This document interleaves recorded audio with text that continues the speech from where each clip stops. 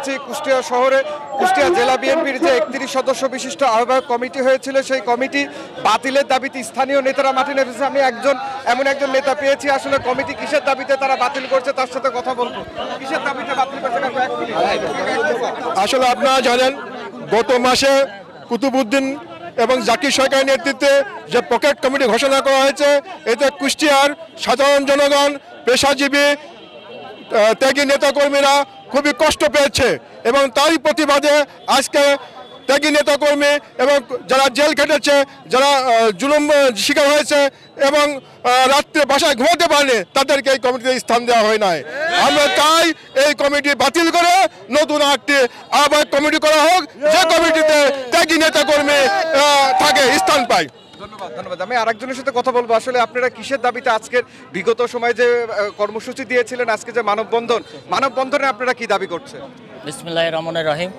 31 সদস্যের যে কমিটি দেওয়া হয়েছে, এই কমিটিকে অবৈধ একটা কমিটি। যারা এই কমিটিতে যাদেরকে আনা হয়েছে তাদের নামে নানান ধরনের বিতর্ক আছে এবং যাদেরকে বঞ্চিত করা হয়েছে, আমাদের সিনিয়র নেতারা আছে, আমরা আছি, যারা দীর্ঘদিন আন্দোলন সংগ্রামে ভূমিকা রাখছে, তাদেরকে নেওয়া হয়নি। এই জন্য আমাদের সেন্ট্রালের কাছে, আমাদের অভিভাবকদের কাছে অনুরোধ, আমাদের ভারপ্রাপ্ত চেয়ারম্যান দেশনায়ক তারেক রহমানের কাছে অনুরোধ যে আমাদের সবাইকে নিয়ে, তাদেরকে নিয়ে, আমাদেরকে নিয়ে একটা আলোচনার মাধ্যমে এটা সুন্দর একটা কমিটির জন্য কুষ্টিয়াতে উপহার দেয়।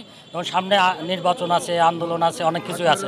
সবাই মিলে আমরা এখানে যদি কুষ্টিয়াতে 4টে আসন আছে, তো এই 4টে আসন আমরা সেন্ট্রালে বলতে পারি যে আমরা ইনশাল্লাহ সবাই মিলে কাজ করলে 4টে সিটি উপহার দিতে পারবেন।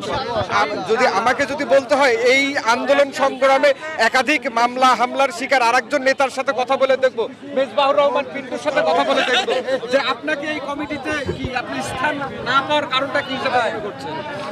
আমরা পরীক্ষিত ত্যাগী নেতা, আমরা রাজপথে ছিলাম 17 বছর, মামলা মোকদ্দমা খেয়েছি, জেল জুলুম নির্যাতিত হয়েছে। আমাদেরকে ষড়যন্ত্র করে এই কমিটি থেকে আমাদেরকে বাদ দেওয়া হয়েছে, বঞ্চিত করা হয়েছে। আমরা রাজপথে থেকে আমার অধিকার আদায় করে ছাড়ব, কেন ত্যাগী বঞ্চিতদের। ধন্যবাদ। আসলে আপনারা যেমনটি দেখছিলেন, এই কুষ্টিয়া জেলা বিএনপির 31 সদস্য বিশিষ্ট যে আহ্বায়ক কমিটি করে হয়েছিল, সেই কমিটি বাতিলের দাবিতে এবং পূর্ণ তদন্ত করে আসলে সঠিক যারা ত্যাগী নেতাকর্মীরা আছে তাদেরকে কিন্তু অংশগ্রহণমূলকভাবে এই কমিটি সামনের দিকে বেগবান করার জন্যই কিন্তু তারা বিভিন্ন আন্দোলন সংগ্রামে কিন্তু তারা মাঠে নেমেছিল।